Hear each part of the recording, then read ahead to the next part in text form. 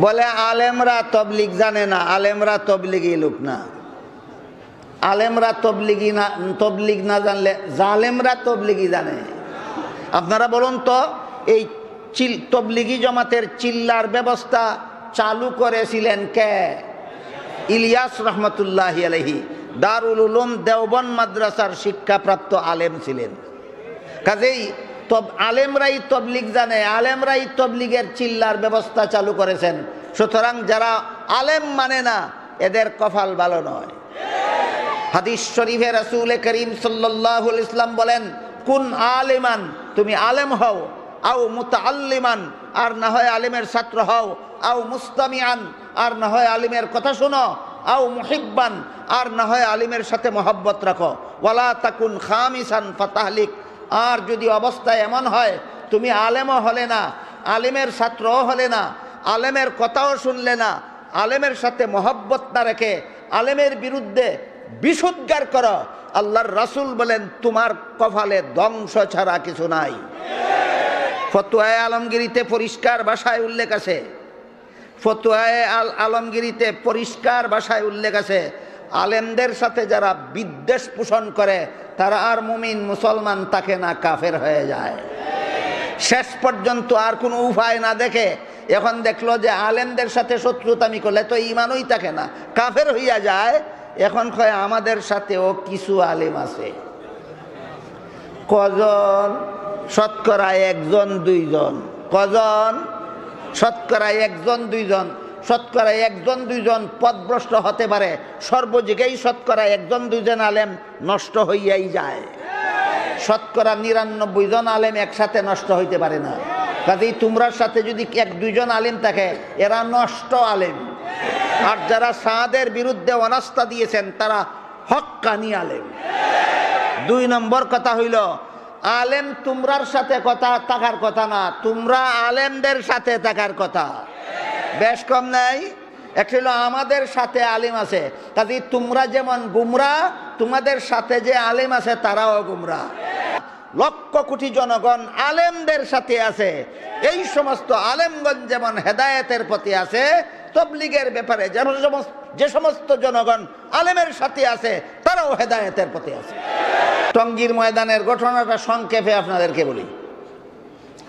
টঙ্গীর ময়দানে প্রত্যেক বছর যে বিশ্ব ইজতেমা হয়, সেই বিশ্ব ইজতেমার জন্য সামিয়ানা টানানি, মাঠে উপযোগী করা, সমতল করা, বিছানা বিছানি, এই সমস্ত কাজ কয়েক মাস আগের থেকেই মাঠে চলতে থাকে।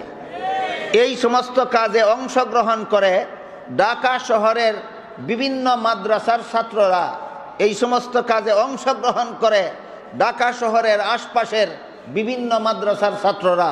সেই অনুপাতে এই বছরও টঙ্গীর ইজতেমার জন্য মাঠ তৈরি করার কাজ করতেছিল ঢাকা শহরের এবং শহরতলির বিভিন্ন মাদ্রাসার হাজার হাজার ছাত্ররা। এমতাবস্থায় এই সাদ পার্টির গুন্ডা বাহিনী এই ইজতেমার মাঠের গেট ভেঙ্গে মাঠের ভিতরে ঢুকে পড়েছে। ঢুকে তারা বর্বর হামলা চালিয়ে এই প্রায় 5000 স্বেচ্ছাসেবককে জখম করে হাসপাতাল পাঠিয়ে দিয়েছে। কি পরিমাণ লোকরে জখম করছে? কি জন্য ঢুকছিল? মাঠ দখল করত। কি জন্য ঢুকছিল? মাঠ দখল করার জন্য ঢুকেছিল। তাহলে কে হামলা করলো? কাদের উপর? এই আতাআতি লোকেরা আতাআতি কইরা 5000 খাদিম রে জখম করলো। কাজেই এরা এতাআতি পার্টি না আতাআতি পার্টি? এতাআত শব্দের অর্থ হইল আনুগত্য। তা কতগুলি লোক রেশা যাইছে এই কুখ্যাত সাদের আনুগত্য মানুষকে শিক্ষা দেওয়ার জন্য, এই জন্য নাম দিছে এতাআতি পার্টি।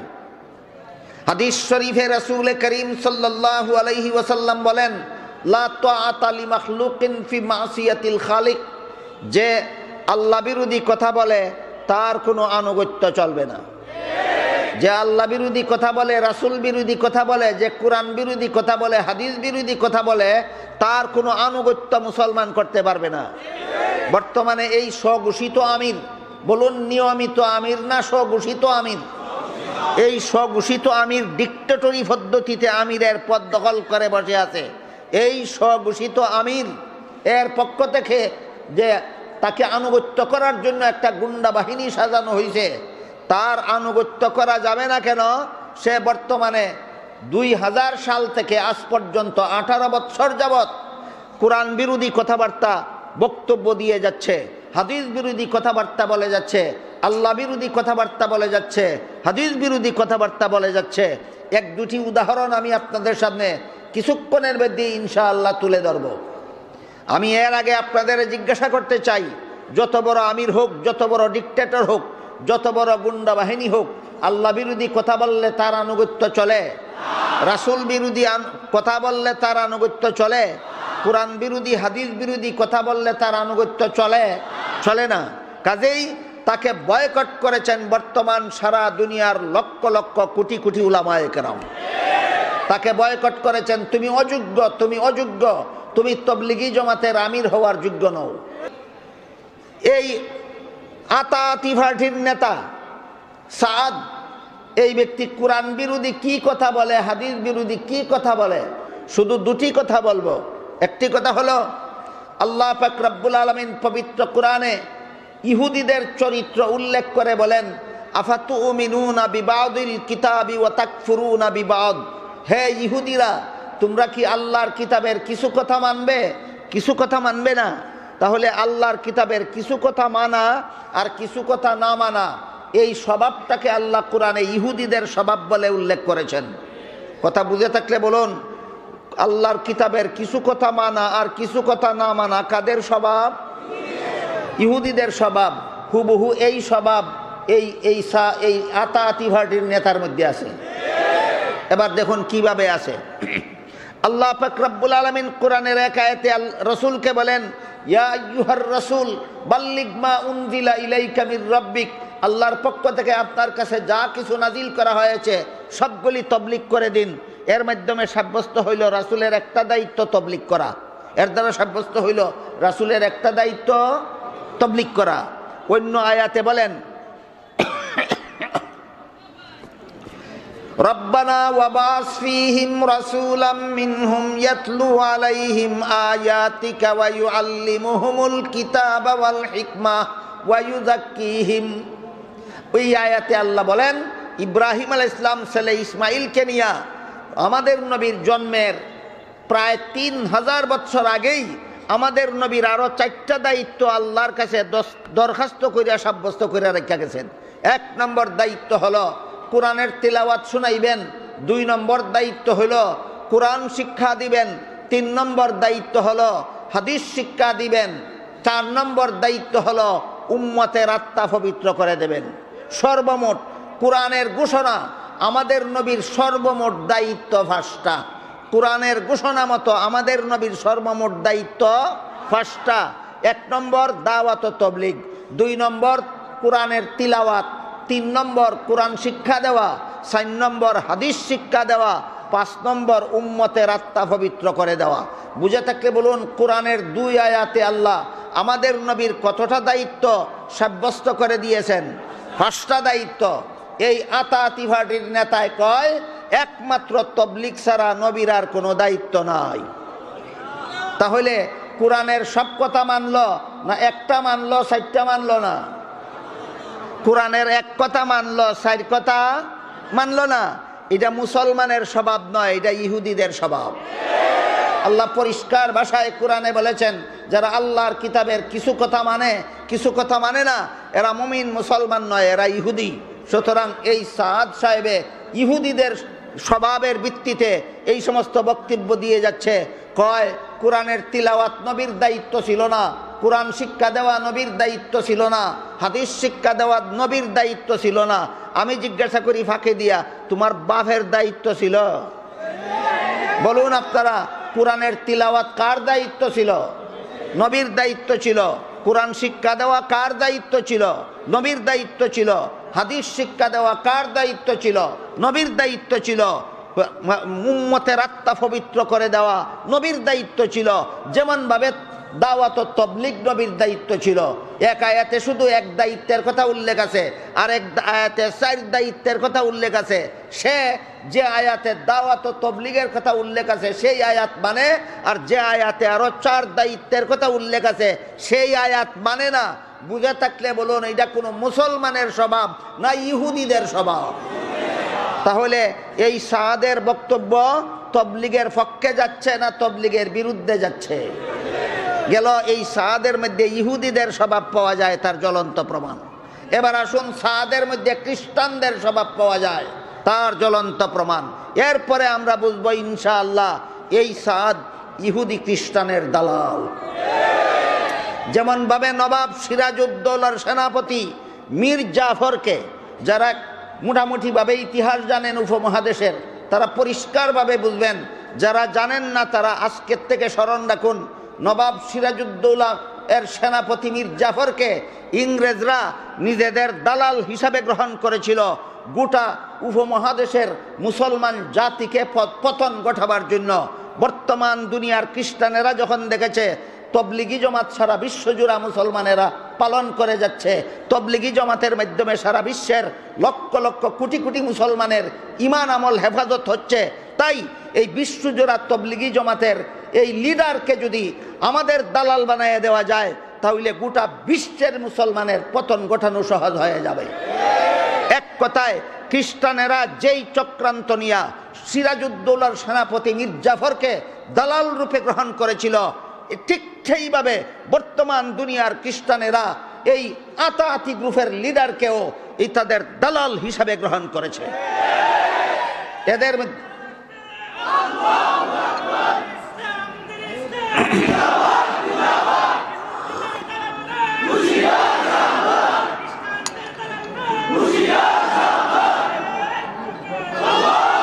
একটু পরিষ্কারভাবে আমরা বোঝার চেষ্টা করি।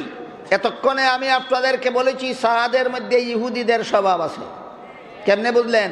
ইহুদিদের স্বভাব উল্লেখ করে আল্লাহ কোরআনে বলেন আল্লাহর কিতাবের একাংশ মানে আর একাংশ মানে না। এই সাদেও কোরআনের যে আয়াতে তবলিগকে নবীর দায়িত্ব বলা হয়েছে সেটা মানে, আর যে আয়াতে নবীর আরো 4টা দায়িত্ব বলা হয়েছে সেইটা মানে না। বুঝে থাকলে বলুন সাদের মধ্যে কার স্বভাব পাওয়া গেল? ইহুদিদের স্বভাব। প্রমাণ হয়ে গেল তুমি ইহুদিদের দালাল। এবার আমরা বোঝার চেষ্টা করব সাদের মধ্যে খ্রিস্টানদেরও স্বভাব পাওয়া যায়। খ্রিস্টানদের স্বভাব যত কুস্বভাব আছে এর মধ্যে একটা কুস্বভাব হইল সমস্ত নবীগণকে পাপিষ্ট বলা। কি বলা? সমস্ত নবীগণ পাপিষ্ট। বাংলাদেশে খ্রিস্টান ধর্ম প্রচার করার জন্য একটা সংস্থা বহুদিন যাবৎ কাজ করে যাচ্ছে। এই সংস্থাটার নাম খ্রিস্টান মিশনারি বাংলাদেশ। সংস্থাটার নাম কি? খ্রিস্টান মিশনারি বাংলাদেশ। এরা বাংলাদেশের মুসলমানকে খ্রিস্টান বানাবার জন্য যত বই পুস্তক রচনা করছে, যত লিফলেট বিলি করছে, এই সমস্ত বই পুস্তক পুস্তিকার মধ্যে একটা বই লেখছে এরা কোরআনের আলোকে বেহেশতে যাওয়ার পথ। কোরআনের আলোকে বেহেশতে যাওয়ার পথ। নামটা দেখলে একজন সাধারণ মুসলমান কল্পনাও করতে পারবে না যেটা খ্রিস্টানের লেখা বই, কারণ কোরআনের আলো খ্রিস্টানে বুঝবে কোথার থেকে আলেম ছাড়া, বেহেশতে যাওয়ার পথ খ্রিস্টানে বুঝবে কোথার থেকে আলেম ছাড়া। এই বান্দরেরা এমনভাবে বান্দাবি কইরা বইয়ের নাম দিছে যেন সাধারণ মুসলমান বুঝতেই পারে না এটা খ্রিস্টানদের লেখা বই। আপনারা মনে রাখবেন খ্রিস্টান মিশনারির পক্ষ থেকে যে কোরআনের আলোকে বেহেশতে যাওয়ার পথ নামক বই লেখা হয়েছে, এটা কোনো আলেমের লেখা নয়, এটা কোনো মুসলমানের লেখা নয়, এটা খ্রিস্টানদের লেখা। এই বইয়ের মধ্যে লেখে সর্বপ্রথম নবী আদম ছিল সর্বপ্রথম পাপিষ্ট। এই কারণে এই পাপিষ্ট আদমের বংশে যত নবী জন্ম হয়েছে সবগুলি নবী পাপিষ্টের গড়ের পাপিষ্ট। তাহলে নবীগণকে পাপিষ্ট সাব্যস্ত করা বুঝে থাকলে বলুন কার স্বভাব? এটা খ্রিস্টানদের স্বভাব। আমাদের সমাজে ফাঁকে ফাঁকে এমন কিছু নামদারি মুসলমানও পাওয়া যায়, এরাও নবীগণকে গুনাহগার সাব্যস্ত করার জন্য আদা জল খেয়ে লেগে আছে। সন্দেহ নাই তোমরাও খ্রিস্টানের দালাল। নবীগণকে যারা পাপিষ্ট সাব্যস্ত করার জন্য আদা জল খেয়ে লাগে, বুঝে নিতে হবে এরা খ্রিস্টানের দালাল। আমাদের সমাজে যে সমস্ত মুসলমান নামধারীরা আদম আলাইহিস সালামকে পাপিষ্ঠ সাব্যস্ত করার জন্য অপচেষ্টা চালায়, তাদের অপচেষ্টার একটা নমুনা আমি আপনাদের সামনে তুলে ধরি। কোরআনে হাদিসে উল্লেখ আছে পরিষ্কার ভাষায়, আল্লাহ আদমকে জান্নাতে দিয়ে জান্নাতের সব রকমের ফলমূল খাওয়ার অনুমতি দিয়ে একটি ফল খেতে নিষেধ করেছিলেন, কিন্তু শেষ পর্যন্ত ইবলিস আদমকে দুঃখা দিয়া নিষিদ্ধ গাছের ফল খাওয়াইছিল। ঘটনা আরো কোনোদিন শুনেছেন কিনা? এই ঘটনা কোরআনের বিভিন্ন আয়াতে আছে, রাসূলের বিভিন্ন হাদিসে আছে যে আল্লাহ নিষেধ করেছিলেন আদমকে একটি গাছের ফল খেতে, কিন্তু ইবলিস আদমকে নানাভাবে দুঃখা দিয়া নিষিদ্ধ গাছের ফল খাওয়াইছিল।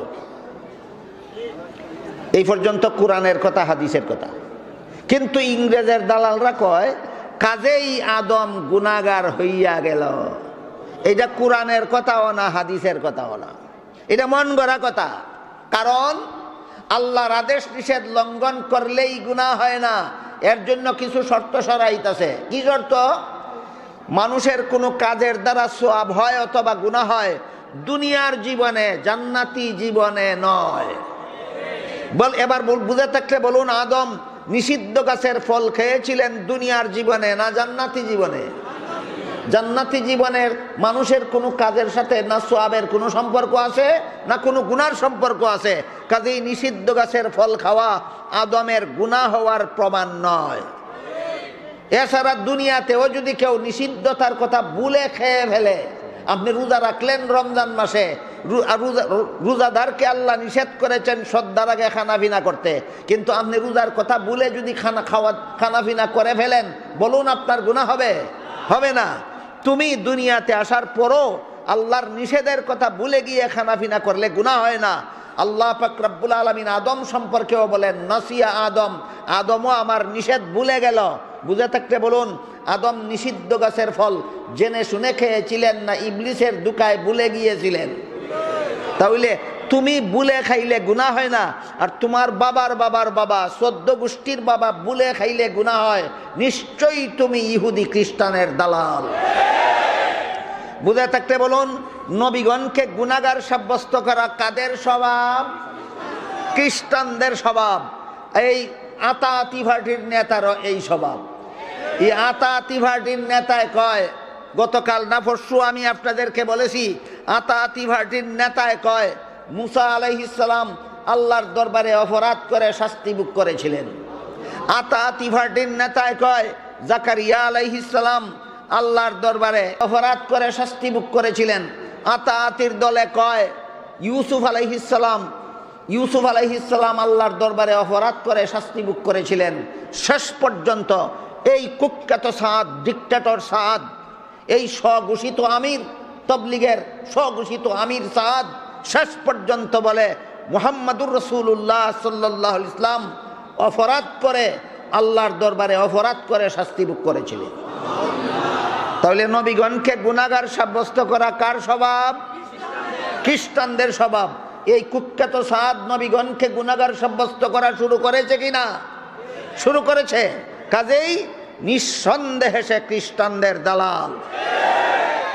নবাব সিরাজউদ্দৌলার সেনাপতি যেভাবে মুসলমান ছিল, কিন্তু মুসলমান জাতিকে পতন ঘটাবার জন্য খ্রিস্টানের দালালি করেছিল, ঠিক তেমনি ভাবে কুখ্যাত সাদ মুসলমানের সন্তান বর্তমান বিশ্ব মুসলিমকে পতন ঘটাবার জন্য এই কুখ্যাত সাদ ইংরেজের দালালি করে যাচ্ছে। এই দালালকে সারা দুনিয়ার প্রায় সমস্ত মুসলমান বয়কট করেছেন, অনাস্থা দিয়েছেন। তোমার মতো কুলটাকে আমরা তবলিগি জমাতের আমির হিসাবে দেখতে চাই না। বর্তমান তবলিগকে ইহুদি খ্রিস্টানের দালাল সাদ নষ্ট করার জন্য যে দালালি করতেছে, সেই দালালি বুঝার এবং তার দালালির থেকে সতর্ক থাকার তৌফিক আল্লাহ আমাদের সবাইকে দান করুন। সবাই বলুন আমিন।